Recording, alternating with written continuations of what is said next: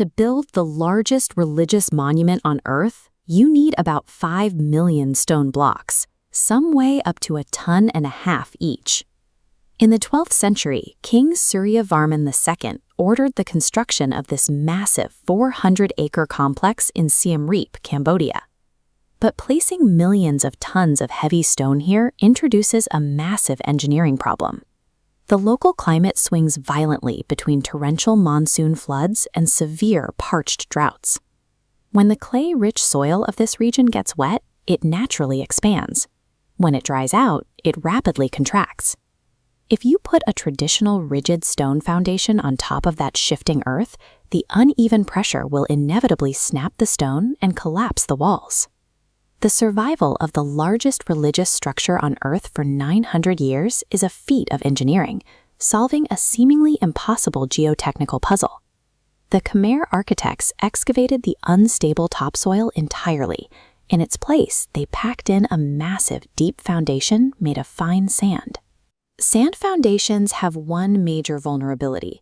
If the sand dries out, it loses its volume and bearing capacity. For the heavy stone to stay level, the sand underneath must remain perfectly, uniformly damp all year round. That is the true purpose of the 200-meter-wide moat surrounding the complex. It acts as a colossal hydrostatic pressure valve. During the dry season, the stored water pushes laterally into the subterranean sand. During the wet season, it absorbs the excess flood runoff. Think of the sand under the temple like a dense, wet sponge trapped inside a box. Because the moat constantly feeds it water pressure, the sponge stays fully expanded and firm, locking the stone structures above tightly in place no matter the weather. By mastering the complex physics of soil and hydrodynamics, the engineers turned Angkor Wat into a 500-acre floating machine. The ground kept the temple stable, but the layout above ground served an entirely different purpose. The entire complex is mapped precisely to Hindu cosmology. The central layout features a quincunx, 4 corner towers surrounding a taller, massive 5th tower in the middle. These 5 peaks physically represent Mount Meru, the mythical center of the universe where the gods reside. And that massive moat pulling double duty for the foundation? In the cosmological map, it represents the vast cosmic oceans bordering the edge of the universe. The builders embedded an archaeo-astronomical calendar directly into the architecture.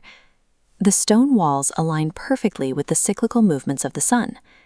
If you stand on the western causeway during the spring equinox, you will watch the sun rise precisely over the pinnacle of the central peak. The temple acts as a geographic center point, an axis mundi, tying the king's absolute political authority directly to the predictable, harmonious cycles of the solar system.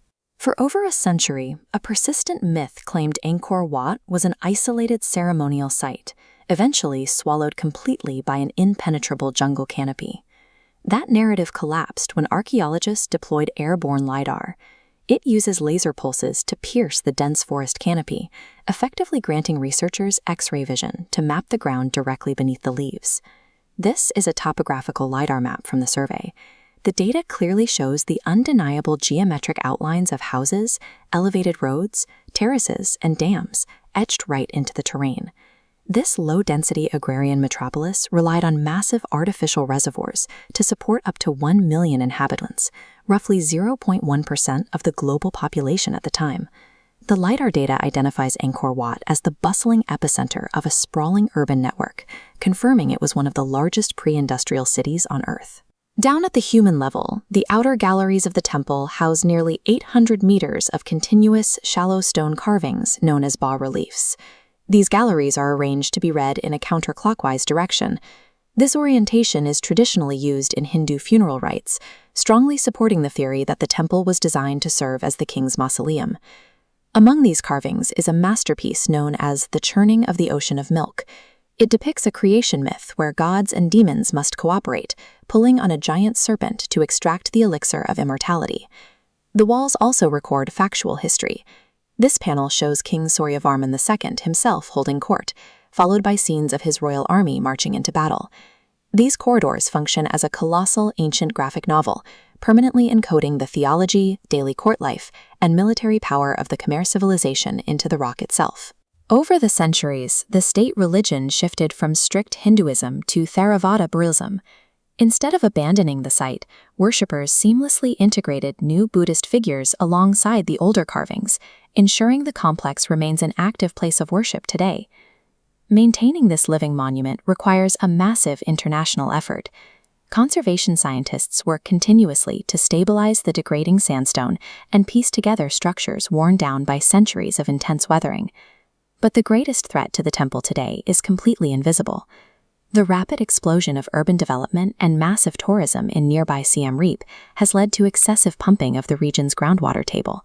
If the aquifer is drained, the subterranean sand foundation holding up the entire complex will dry out.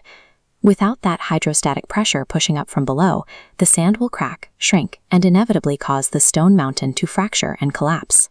Angkor Wat is a living, breathing machine. Its survival depends entirely on modern society maintaining the brilliant balance of water and soil the Khmer engineers perfected nearly 900 years ago.